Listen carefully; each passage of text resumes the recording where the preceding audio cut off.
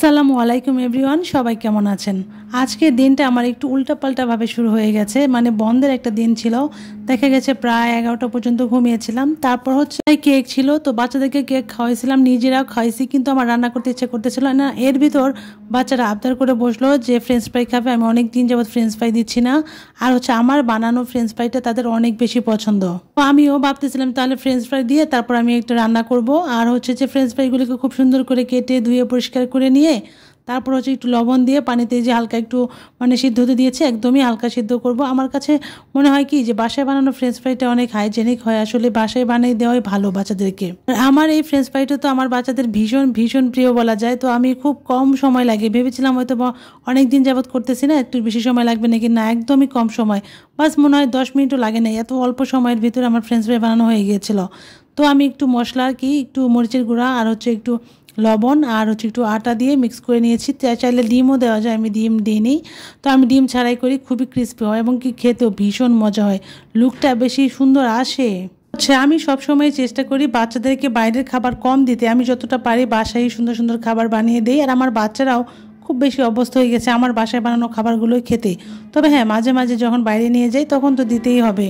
এই যে আমার ফ্রেঞ্চ ফ্রাইয়ের লুকটা কি সুন্দর এসেছে, আর কি মুচমুচে, খেতে এত বেশি ভালো লেগেছে। তো আর কি বাচ্চাদের সাথে ওইটা খেয়ে আবার কিছুক্ষণ রেস্ট করেছি, তারপর গোসল করেছি। তারপর হচ্ছে যে হালকা পাতলা রান্না করব, আর কি ডিম ভাজি করব। আর হচ্ছে যে আমি প্রেশার কুকারে খুব ঝটপট একটা খিচুড়ি রান্না করতে পারি, তো প্রেশার কুকারে খিচুড়িটা উঠিয়ে দিয়েছিলাম। তো খিচুড়িটা আমার হয়েও গেছে। প্রেশার কুকারে আমি প্রায় সময় যখন রান্না করতে ইচ্ছা করে না বা দেরি হয়ে যায় বা একেবারেই মন চাইতেছে না, তখন আমি প্রেশার কুকারে এরকম করে খিচুড়ি রান্না করি। 2টা সিটি দিলে একদম পারফেক্ট, নিচেও লেগে ধরে না, এত বেশি সুন্দর হয়। আর খিচুড়িটা খেতেও অনেক বেশি মজা লাগে। তো আমি হচ্ছে যে এই তো ডিম ভাজি, খিচুড়ি, তারপর আচার নিয়ে নিয়েছি। আর হচ্ছে এই তো এখন আর কি খিচুড়িটা সবাইকে বেড়ে বেড়ে দেবো। আর আমার বাচ্চারাও খিচুড়ি খেতে পছন্দ করে, আমরা নিজেরাও খিচুড়ি খেতে খুব বেশি পছন্দ করি। তো এই তো এখন হচ্ছে যে খাওয়া দাওয়ার পর তারপর হচ্ছে যে কিছুক্ষণ ঘুমাবো।